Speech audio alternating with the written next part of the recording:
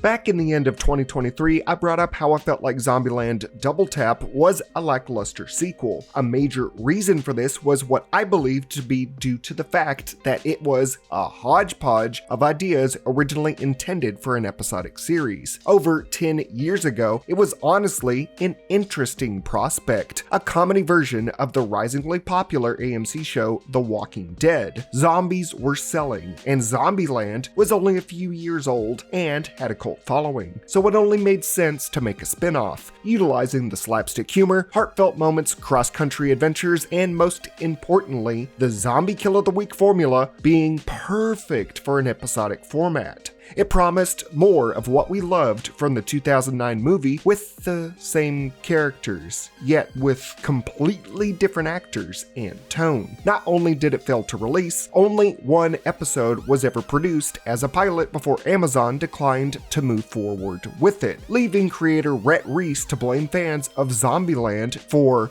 hating it out of existence. But why did it fail? Did it deserve to be hated? Was the episode even good? Today, we are talking about Zombieland's failed television series.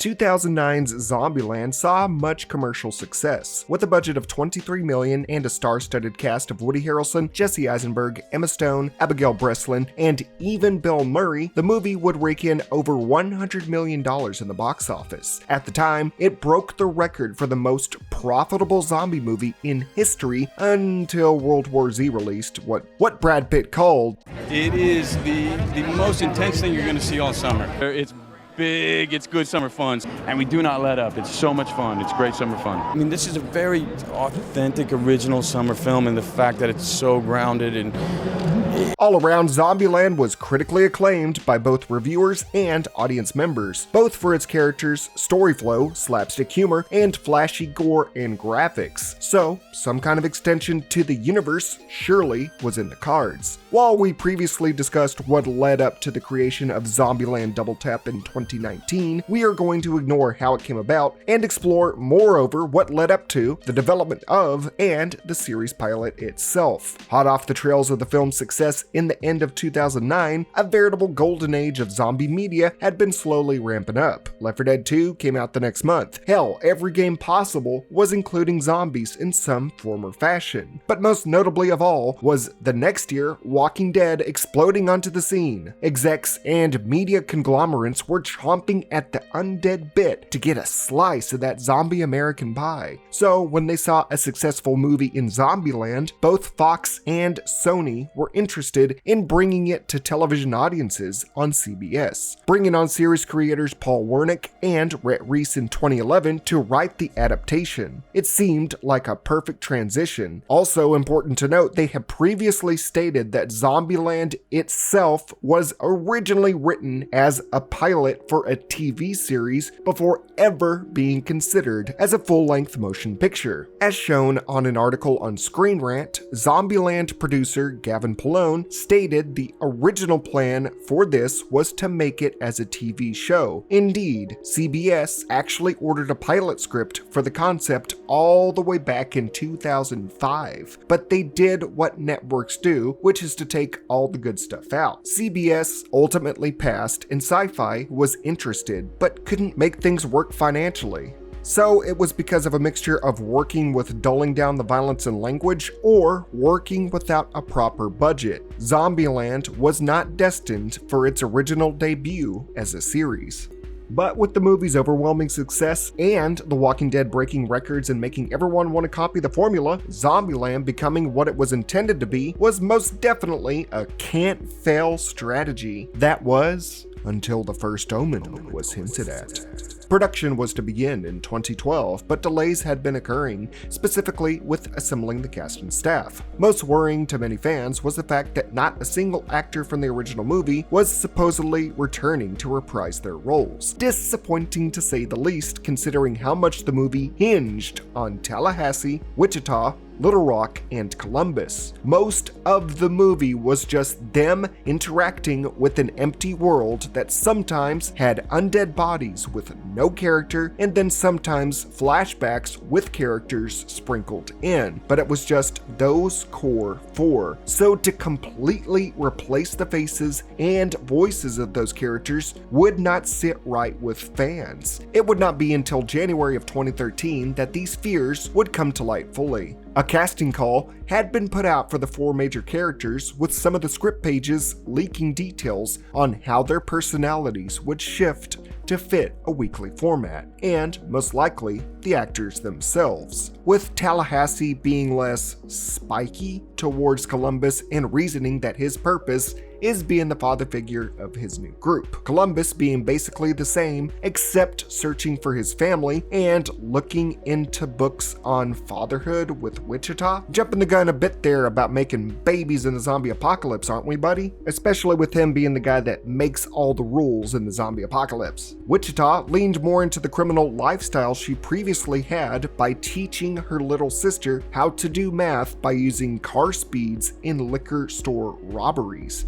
Also, in a supposed flashback that would happen, we would see that she would have taken her sister and ran away from their dad because they were having to pull a Grinch by stealing people's Christmas gifts. That was just over the line for her. Wichita apparently had a long-lost sister closer to her age that was also going to be a grifter working with her dad. I guess they were going to be running into each other eventually. Then we have Little Rock, who in a flashback would have been shown to have wanted to be a dancer before being pulled out of school to go grifting with their asshole dad. So building off what ended in the movie, it seemed somewhat plausible for some of these character developments for the most part, but many people could not shake the fact that the OG cast was out, which was most likely due to scheduling conflicts, or more probably than so, was the budgetary restrictions of hiring these big name actors for an episodic series. By March of that year, Amazon Studios grew in interest and ordered a pilot episode to be made. Rhett Reese, Paul Wernick, and Zombieland producer Gavin Polone would quickly team up with Tucker and Dale vs. Evil director Eli Craig. Honestly,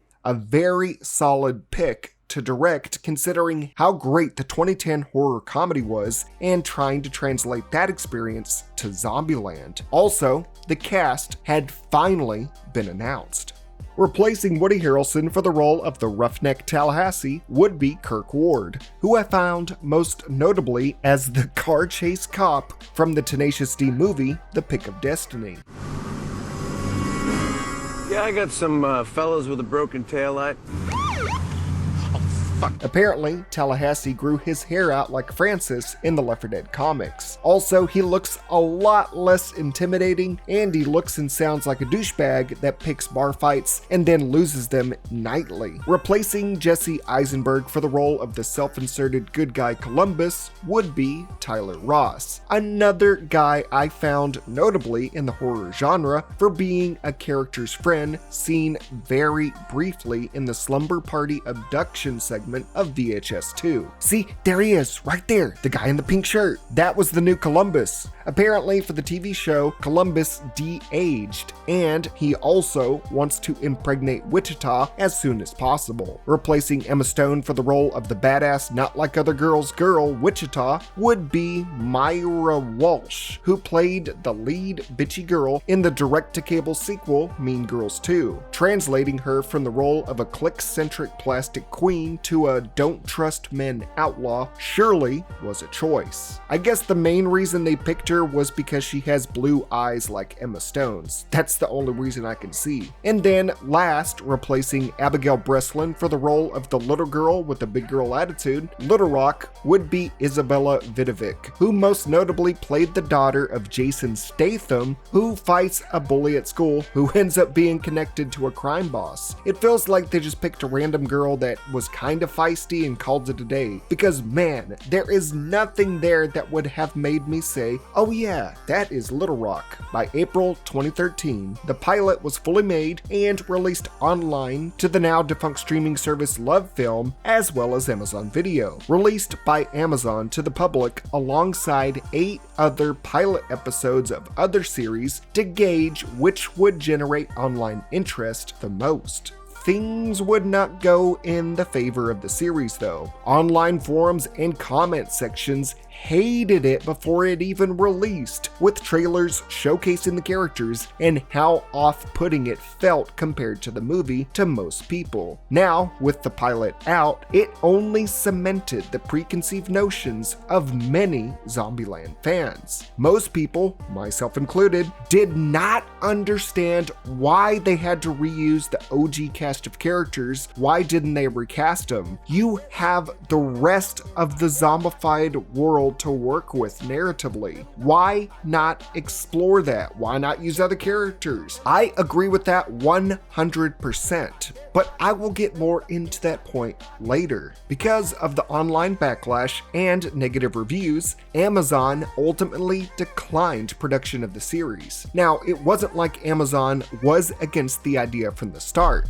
Prior to the shutdown, Amazon Studios director Roy Price stated that Zombieland is a fan favorite and we can't wait to see where this storyline goes in a serialized format. But with what was produced and shown to him, I guess that was not enough. And it pissed Rhett Reese off, making a statement that was more of a jab at the fan base of Zombieland. I'll never understand the vehement hate the pilot received from die-hard zombie fans. You guys successfully hated it out of existence, blaming the show's failure on fans with too high of expectations, rather than the writing, casting choices, practical and digital effects, and more. There was a lot going on, but apparently it was the fans' fault. With what was produced and made available, what could be said about the one episode we ever got? Was it really that bad? Did it capture the heart, soul, and gory guts of the movie? Well, with the production history lesson finished, let's get into the dead meat and potatoes. After the foursome ride off into the night, having come together as a family unit, and Columbus getting the girl, we get a quick flashback to the outbreak's beginning. We instead see 2 office workers complaining to each other about the new iPhone, all while the zombie outbreak has started outside the window. Their first world problems juxtaposed in the background by violent slapstick and gore going down. A zombie's legs getting knocked off by an oncoming car, a chainsaw guy going to town on a corpse, more cars driving randomly with zombies attached like decorations. You know, it's funny. I write these reviews as I watch the movies and shows and write the first world problems juxtaposed shit. And then the male office worker goes and says this. I know. Hashtag first world problems. Some poor soul's actually suffering out there. A bit on the nose to kind of make all that bland dialogue that went on for too long try and pay off. I wasn't really paying attention to what they were saying, just to what was going on in the background, but what they were saying was basically just this. Diarrhea. Oh my freaking god. While they shoot the shit, this guy walks in bringing them their lunch. This guy right here is Tallahassee. This is apparently where his life was when the virus hit, being a lunch guy for a corporate office. I did not hear a single thing indicating this career in the movie. Believe me, a guy like him would definitely bitch about a shitty job catering to whiny office workers to Columbus, saying something like this. You know, I used to have to grovel to people like you, complaining and moaning about coffee making your shit turn green. Now with all the zombies, the world order's been reversed, and now they're on the menu. The only reason we are clued in at first on this being Tallahassee is this line here. I can't remember the last time I had a Twinkie. Remember he likes Twinkies? Well, that's not going to come up again. A zombie eventually busts through the glass to attack these 3 people. Timu Columbus Columbus chimes in through narration saying, "Do you remember your first time?" And for the audience to guess who survives this zombie encounter. Timu Tallahassee fights back as Columbus freeze frames again, like a "you're probably wondering how I got here" moment, to act like we should have known who the sandwich guy was as Columbus patronizes us. Maybe you would have chosen the sandwich guy if you knew where the scene took place. Maybe I would have chosen the sandwich guy if I had known he was supposed to be Tallahassee, especially since Woody Harrelson was tougher looking and, bald. The writers then have him say this in narration. Little state called Florida. Little town called Tallahassee. And expect us to be like, "What? No way!" As Timu Tallahassee walks out into the barely ravaged parking lot, carnage is going on seemingly all around as he walks out like a badass, and no zombies pay him any attention. Accentuating this visual is a puff of smoke on the left to remind us that the world is apparently crumbling. Really don't know what, if anything, is even causing this, to be honest. Just kinda there being no wreckage for the smoke to be produced. And even more so was this incredibly cheap-looking CGI plane crashing in the distance. You are really showing off what this series can do with these half-assed displays of zombie apocalypses being just random smoke and green screen wrecks. There's really not much going on in this scene. Calorie-free Columbus says this is Zombieland. But honestly, this is the Zombieland that Mom says we have at home.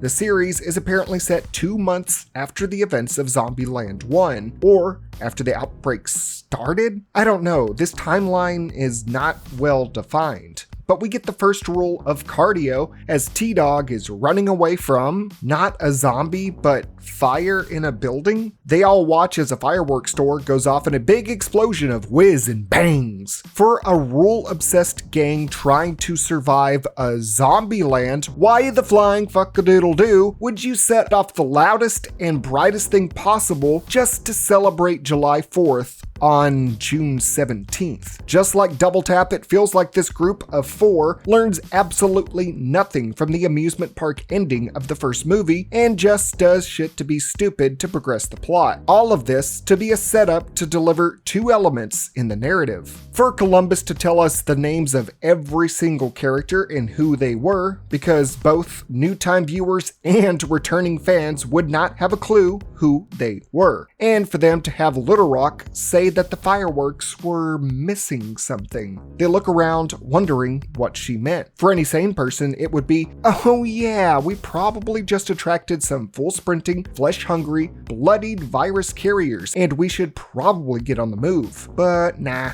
it's to tell the audience directly how lonely the world is, because there is no audience of people to go, "Ooh, ah," at the sky candy. Director's cut Columbus then looks blankly into the sky as he states that, "What good is fun if there's no one to share it with?"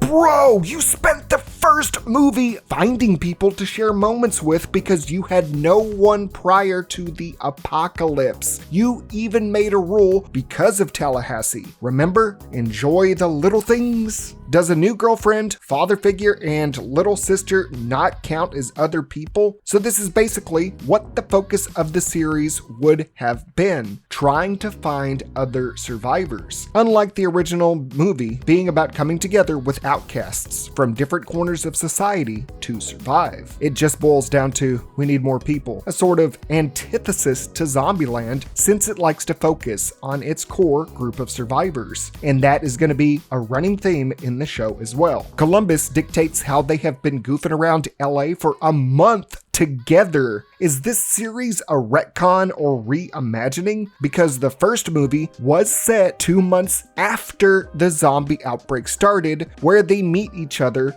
within a week's time afterwards. But apparently here, they have been together for at least a month. And this is exactly 2 months after the outbreak began, but they met 2 months after the outbreak began. So, which is it? Now think about that. That does not make sense. Writers Reese and Wernick apparently just kinda cliff noted reviewing their own movie going into this, especially with the fireworks show not attracting the namesake of the series, zombies. Columbus reinforces to his group how they need more people for a future for the human race. Wichita counter-argues that people are the reason for all the bad that has ever happened in the history of mankind. Kinda pulling that whole characters haven't learned anything shtick by having her say this to how bad humanity is, even though she trusted these two to save her and her sister's life. The group goes back and forth about acts of God are not people, but so is an inquisition, humans bad, all of this to lead up to Trial Tallahassee to make another quirky quip. Head lice. Oh, I once had head lice. So I got it from a girlfriend. She was technically a person. Did they retcon him into having hair just so we could have a joke about getting lice once? And so Kirk Ward would not have to shave his head for a single episode pilot? They get in the car to talk remotely to an OnStar satellite car service employee casually. So this roadside assistant electronically talking to them is still at her workplace just talking like there is nothing wrong? They say she is an ex-OnStar employee, but is easily reachable through this car, something again that was not a feature in this vehicle in the previous movie, and on top of that, how is this working so well with no issue in a zombie apocalypse anyways? Wouldn't a contracted satellite service be difficult to keep up and running? This is all to serve as this woman being a disembodied voice that will serve as their guide. Named Detroit, they ask her where to find other survivors out in the world, or specifically Los Angeles, since they're just now deciding that they're bored or something and they need to find more people. It took them this long. A month of dicking around and one fireworks show has them just now considering either settling down or traveling to find others. Detroit instantly finds a community of survivors in Fisher's Island, New York, all the way across the country. You're telling me you could just see everything on the planet with ease on a 2009 satellite that has not been maintained in 2 months? How? And they consider it for a moment. Wichita states that it's a stupid idea to travel 5,000 miles to a village they know nothing about. I agree with her, and so does Tallahassee, even though technically it's 2,900 miles, so the idea to travel all the way to Fisher's Island, New York from California is shot down instantly. I'm guessing so they can bring this back up later on as a plan B or a possible season finale. If they've been talking to this person named Detroit for so long who is living rather comfortably, why the hell don't they just head straight to Detroit where they know there is something going on that can help them? Nah, they said they're gonna dig their heels in, make up camp, and look for survivors in Los Angeles. They've been here for a month and look well groomed, clean, and fed without even having a place to call home or a base, especially when Columbus says this. Ever since I found a family, all I've ever wanted to be, to feel, is home. The zombie rules guy has not brought any of this up once yet to them. You would think setting up a base or a home would be priority number one. Detroit chimes in after a few seconds of looking to say she has found some survivors at the corner of Venice Boulevard and Grand Avenue. Apparently, road service satellites can see exactly where people are at any given moment. More so that there were survivors easily found from the sky if they were running around LA for over 30 days. Oh, the reason they were found so easily is so we can add another rule: keep hope alive. Yeah, you're really keeping hope alive by doing nothing to help your chances of survival for over a month. The next day, they're walking the streets as a zombie runs up behind them. Tallahassee shoots him without looking behind him, as the others show not even a wink of concern, instead asking if it is the zombie kill of the week. Not really interesting since it was so lazily done. When I think ZKOTW, I think creative displays. That and the zombie rules guy has no grievance with wasting ammo, firing blindly, or having loud guns go off in the Los Angeles area of all places. But that's my zombie sin side coming out of me. They see a guy in a window washer platform and wave him down. Dude is still in his work attire and waving a cleaning cloth. Has he been up there this entire time just doing nothing? How is he even alive? Has he been eating? His clothes look clean. I don't know. Has he been getting down at night? They don't really explain. But the group gets their hopes up, or alive, as he gets tackled by a zombie through a window to fall to his death. The dude has been up there for over a month, and the second he moves, the zombie is like, I know he's been there for a while, but now's the time to attack. That'll really piss off them main characters below. Really dumb and pointless, but we could keep moving on. It cuts to an aerial shot of LA. There's 3 spots of billowing smoke seen around. How is that possible? Wouldn't any fires from the zombie attacks have dissipated by now? Does adding cheap CGI smoke just have the staff think that we wouldn't assume it's post-apocalyptic LA without smoke? If anything, doing this adds time to development that could have been used to make scenes better looking, like that awful plane crash earlier. They stop and take a break. Columbus starts loading his shotgun. Dude apparently was carrying an empty barrel this whole time. While Wichita gets a suntan, the pale as fuck white girl from the first movie suddenly cares about tanning. Tallahassee comes out from a restroom shitting by himself. Another rule ignored from the first movie, especially since it's number 3 of all things. Columbus discusses how he wants to repopulate the Earth with Wichita, before dropping the bombshell that they broke up just a few weeks ago. At an IKEA, she sat him down and told him they need to slow things down a lot. And honestly, yeah, wanting to get her knocked up when y'all are couch hopping between stores with all these zombies in between, you're really thinking with your romantic dick and not your rule-addled brain. Now, I do have to say there was one point I did like here when it came to their progression and the narrative. When Columbus refers to her as her real name, this happens. Okay, but Krista. Can we please just go back to Wichita?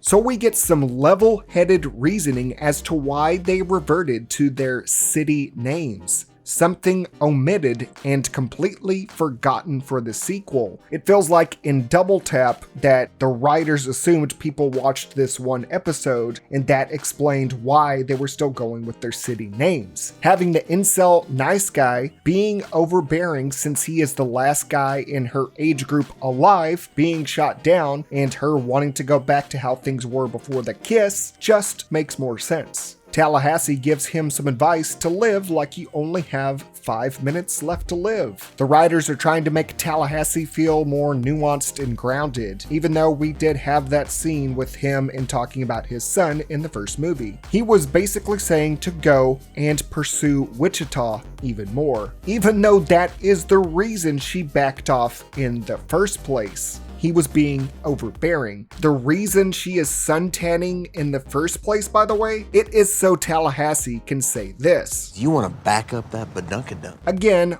Wichita has been laser focused on survival and protecting her sister, but now she wants to lounge and tan like a valley girl while zombies are about? They find a barricaded and set up campsite on a bridge, as directed by Detroit. I don't know how they did not stumble on this prior, but alright. Detroit says the sister can cook it up. 2009 satellites can scan for good food in an apocalypse apparently. They come up to the place yelling Girl Scout cookies, and the sole survivor here comes out with a happy face at the idea of cookies. Without hesitation, they are already walking the streets together with her and her grocery cart of supplies. No discussion prior or anything. 2 months in, and you would assume some kind of hesitation at others would have been present, but no, it's a 30-minute show and we need to hurry along with the plot with anything that is not the main cast interacting with only each other. These 5 people are BFFs now.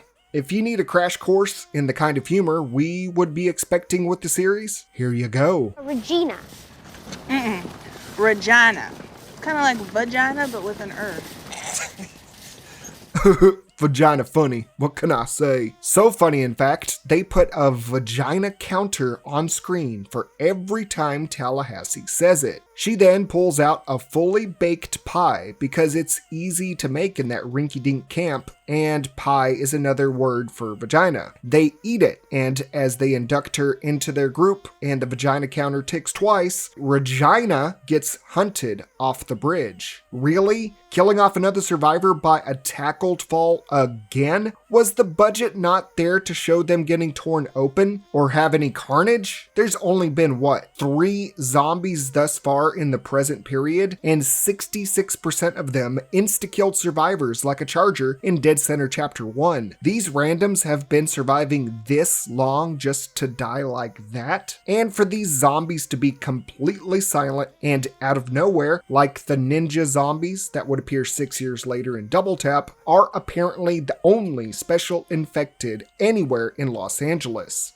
They brush off Regina's death, her joke counter, and the good food she could prepare like it's nothing. The takeaway from the sassy black lady stereotype's death is using Ziploc baggies to preserve the one pie she gave them. She gets opened up with some random organ that's next to her with some lazy gore effects acting like her body was ripped out, and Wichita kills the zombie that got her with a shotgun from a few stories high. Yet it fires like a rifle and does not show any physical damage to the now dead zombie. There is one line from this exchange that perfectly summarizes how I feel about this writing so far. Oh, I am this close to losing every last bit of my shit. They drive off to find another person detailed by Detroit. Honestly, you saw Regina had a good camp set up. Y'all are wanting somewhere to fortify and call home. Why not there for now? Or anywhere in the vacant Los Angeles area? Nope. Instead of planning shit out or doing anything relevant to the plot, they just drive and talk about Mrs. Pac-Man supposedly being Pac-Man in drag, eating everything in sight until she met Mr. Pac-Man and kissed. All this so Columbus can push how he and Wichita should kiss again. Another chunk where they're just talking about nonsense just slapped in that felt like it was there to pad out the time to get to 30 minutes. Detroit informs them there is a talented mechanic at a construction lot. How does she know all this information about people that don't even have the technology to communicate with their service? You're saying a satellite camera from 2009 has all these capabilities to get all the information on a person just from a camera? Is this some kind of video game nav map? They arrive and the guy, Eugene Oregon, is waving them down from way up. They criticize his living arrangements. Ironic to say. They go up thinking they need to be on him like the Secret Service since they are tired of randoms dying. Tallahassee calls the twerp Zuckerberg. Irony considering Jesse Eisenberg is not here in this adaptation to make that joke land better as he brings the vagina counter to 4. All right, Zuckerberg, don't get all vagina on us. So you're sticking with that gag, huh? As they are initiating him about the rules of survival, a construction zombie falls through the roof, making a hole, causing Eugene to fall to his death. I get they are going for a everyone we find dies running joke, but these are really falling flat. Really underutilizing the zombies for your Zombieland TV series. Tallahassee has an appropriate reaction to how this shit show has been. The character acting has all mainly been Kirk Ward attempting the motions and vocabulary of Woody Harrelson, but just being really lame in comparison. Mind you, Little Rock has barely had any character displayed, minus just asking what he is talking about and then adding some lines about other stuff like the fireworks. With Wichita being sassy and negative, even more so than the original movie, and Columbus stuck in his inner monologue, really not doing much else. I have not really seen what these characters would have been capable of if the show would have been picked up. And that is kind of the whole point of a pilot, to put that on full display so a network or service can get a good idea. And so far, it's just been imitation Woody meat, barely any zombies, cheap effects, and watching new characters die within 30 seconds of seeing them. The final part of the episode starts with Detroit saying they're going to the last 2 living people in LA in a big house in the suburbs. They see it is 2 elderly people from the pictures all around as the cast brings up their own grandparents' names. They remind me of Nana and Zadie a little bit. And Gramu and Gampu. And Gray Gray and Muffer. Gray Gray and Muffer? Ranmu and Gampu. Who the fuck calls their grandmother Muffer?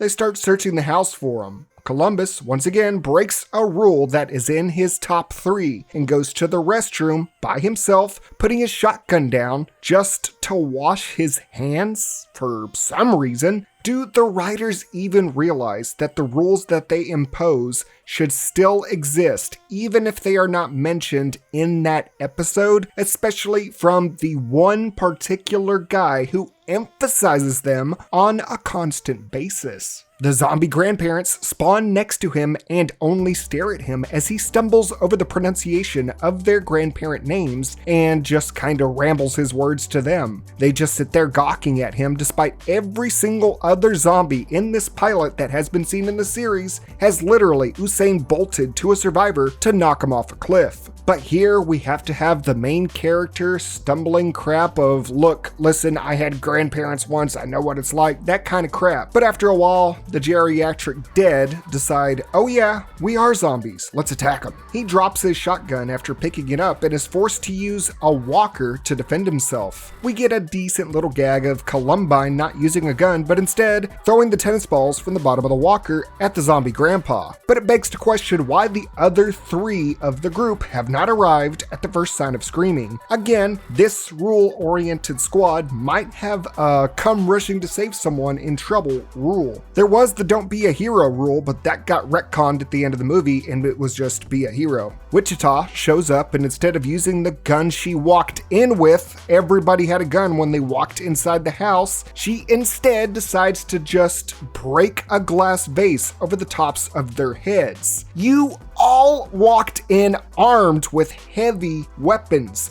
Why the hell aren't you using your guns? Because she decided to use a melee weapon, she then gets pinned, forcing Columbus to take a bite for her and save her, only to show that the grandma's dentures came out and Columbus is not actually bitten. A gag that I would have found more funny if it hadn't been stolen from the 2007 film Flight of the Living Dead. Bala Halsey comes out of nowhere with a fire poker to stun them, and then he just starts talking to them as they stare at him again. There is a close-up of both of these zombies, and we see how the zombies, makeup and effects-wise, are a piss-poor version of their movie counterparts. Adding random blood everywhere and red eyes just makes them look like Spirit Halloween versions of the Rage Infected from 28 Days Later, and that movie was from 2002 on a similar budget. He kills them easily with the poker with some okay effects. That impale through the head was pretty good. But again, where is your gun, Chuckle Nuts?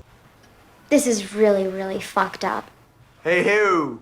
Language. Oh, so now Little Rock gets a little bit more dialogue, and that's about all we're gonna get out of her, for the little girl to be like, I said a cuss word. Tallahassee, proud of poking zombies to death, declares that he has the Zombie Kill of the Week. Not really anything dazzling. I mean, it's just something you would have seen 7 to 8 times in one episode of The Walking Dead. We get to what Reese and Wernick had been wanting to do as the core tenet of the series before even the first movie, being the Family Guy style cutaways of Zombie Kill of the Week. This one being a giant ball from a 76 gas station being pushed down a parking garage ramp in Fort Worth, Texas. Eventually, Indiana Jonesing a zombie to death and crushing them. A cute gag in a dark sense. But really, that joke could not even get the ball rolling.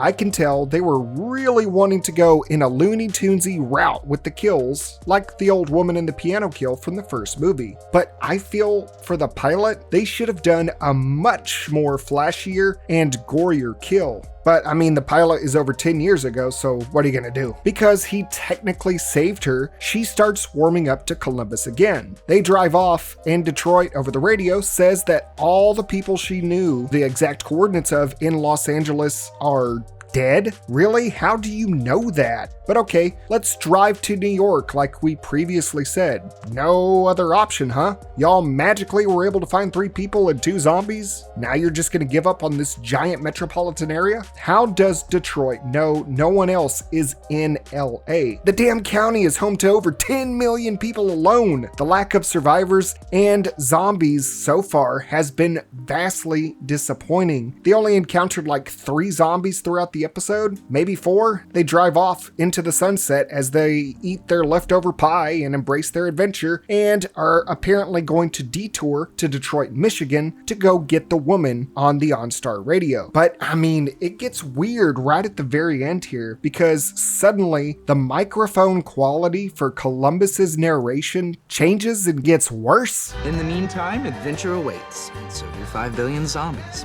Best settle your bets quick. That was 6 vaginas. Little state called Florida. Little town called Tallahassee. There is also no background music whatsoever here, where it should feel like there should be an ending where it's supposed to be heartwarming, if that makes sense. It feels like there was no editing or post-production in the end here. It just feels rushed, like, yeah, we're close to being done, let's get this sent off to Amazon. In the final piece of dialogue, Columbus says this. Vegas, anyone? I guess they leaned towards the setting of Double Tap just from that last remark. And with that remark about Vegas, that's that. That's all we'll ever get of that incarnation of the OG4. The beginning and end to a series that you have to dig into torrenting websites just to find a decent resolution video of. Thankfully, you can watch it in full at 720p on my second channel, WSG Streams, for now. So go check it out while you can. So after that review and faux zombie sins basically, let's quickly go over why it failed. The positives were few and far between. The reasoning for Wichita and Columbus to basically pull a Fry and Leela where they rewind their relationship made sense, especially in terms of their naming conventions. There were some elements that would have lent well to a series. Zombie Kill of the Week could have easily been the strength of the show, like cutaways are to Family Guy. But my god, was it just breezed over quickly, and not at all over the top as it should have been for a pilot. There being only one, it should have been something super funny, gory, and flashy. That is the point of a Zombie Kill of the Week, not just the tired old boulder running gag. The zombie rules could also have been expanded to fill the list we never fully got to see. Kind of like Earl Hickey's list on My Name is Earl, or seeing the different experiment numbers of the Lilo and Stitch animated series. The rules being added needed to be, again, a bit more comical and flashier for the pilot, instead of droll rules about ziplocks or cardio that wasn't even involved with the zombie in the first place. But those elements were still there, except for that vagina counter. Leading into the bad, which is funny, the only good I could talk about is what could have made it better with existing motifs from the movie. There was nothing in the pilot that made me want more, that made me want to see a series from these writers. The story kept jumping randomly around without any breath or narrative flow or character motivation. It felt like a bunch of boring fetch quest side missions with no good punchline, pretty much like Tiny Tina's Wonderland. It just felt like, go here, person falls to their death, ha ha, go here, person falls to their death, ha ha, go here, oh, they're not gonna fall to their death, oh never mind, they fell to their death, ha ha. If they were so hell-bent on returning the survivors to the status quo of no one else but the OG4 being alive, they could have gotten more creative with the kills. A zombie comedy has an endless plethora of methods on how people could die. You are not restricted by ratings boards like primetime television. You're trying to get on Amazon. Now, if it was budget-wise, you could have at least killed people off differently in some way within those restrictions. There are zombie media with really small budgets that have different kills, not just having people falling to their death 3 times. You are not utilizing the zombie medium at all with the zombies themselves, the survivors, or the setting. You had smoke in some areas and shots. Congratulations. Random blood splatter and some action shots and some blood thrown on some zombies. Wow. You had one fireplace poker impale a zombie in the head and had your main character think that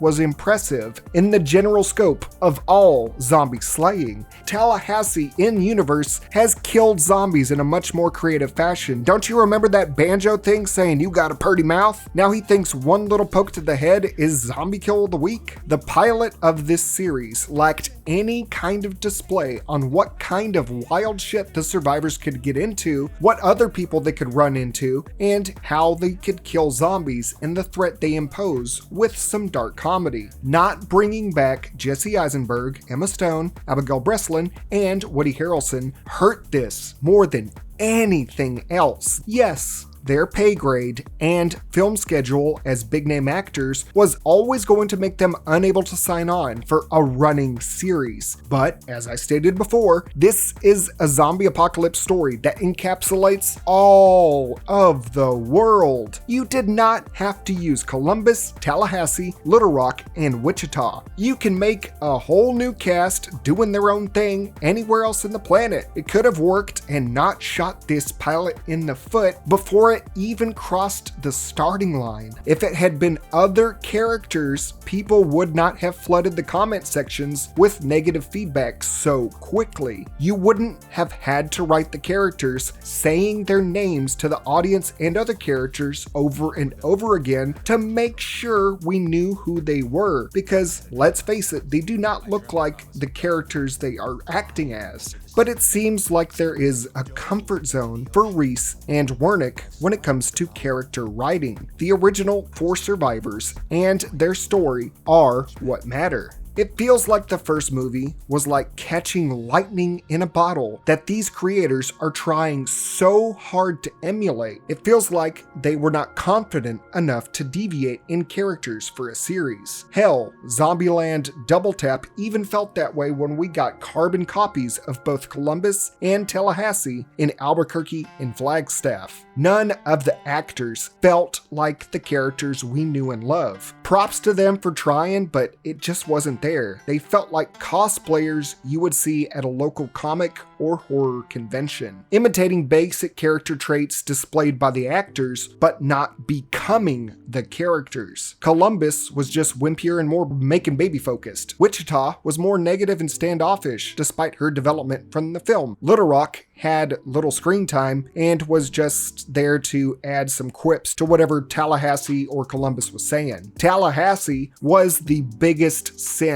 If you were to tell me anything, Tallahassee was always the biggest draw of Zombieland 1 and 2. So to translate him through a different actor was always going to be tough. So they felt like it was necessary in this pilot to give Tallahassee tons of dialogue and action, but being nothing like Woody Harrelson's portrayal. Dude didn't even try to give a southern accent or act like a badass. It was just a guy being pissed off. He was just angry. Just acting like a fat Uncle Rico. I can tell there was a lot planned for this show going forward, with the many mentions of landmarks to go to, from Vegas to Detroit to that one place in New York. And I could tell the writers would not let them go for elements in Double Tap. The OnStar worker being repurposed into Nevada. The clone characters of Flagstaff and Albuquerque were definitely going to be a complete episode on their own. The colony in New York most likely being the pacifist colony. The guitar hippie most likely being from Detroit, now going to New York for that pacifist colony. The Elvis Hotel being the Vegas episode, and more. The writers were not confident that anything outside what they had already written long ago couldn't be wasted. They wrote this, so it has to happen.